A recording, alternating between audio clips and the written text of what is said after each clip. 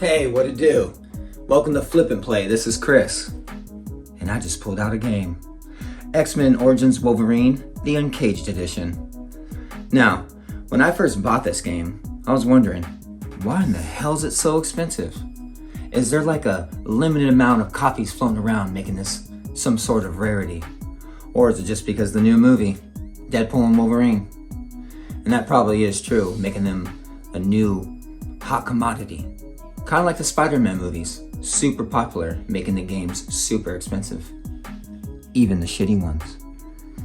Well, let's flip this bad boy in and find out if this game is worth the price, or is it just another collector piece going in the backlog to collect dust. Let's flip and find out.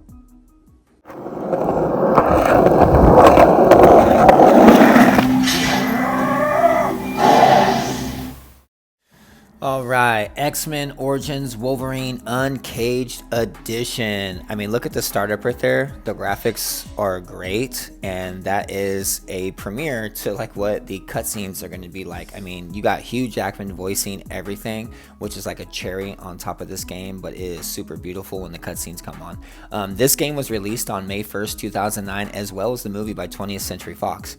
Despite having mixed reviews, it still made $373 million worldwide, and the game sold 1.28 million copies.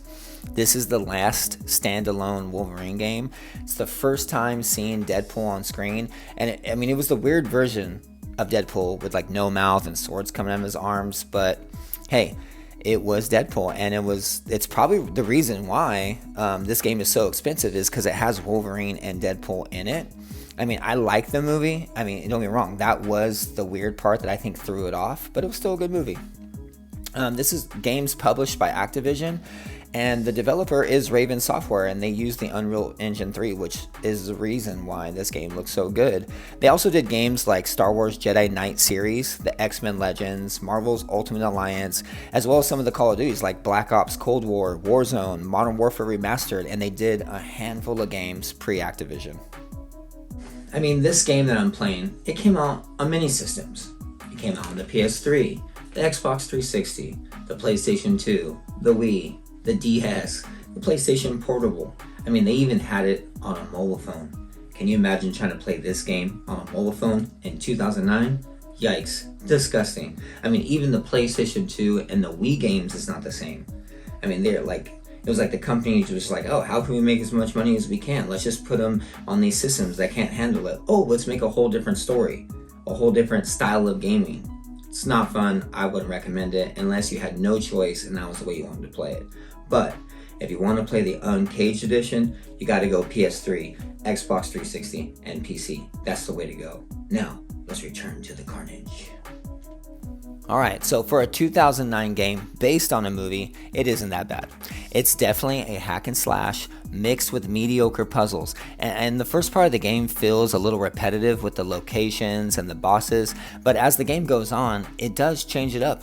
I mean, I wouldn't say it feels put together fast, but on the same point, it feels like the game's gonna end and then it goes into another completely different chapter.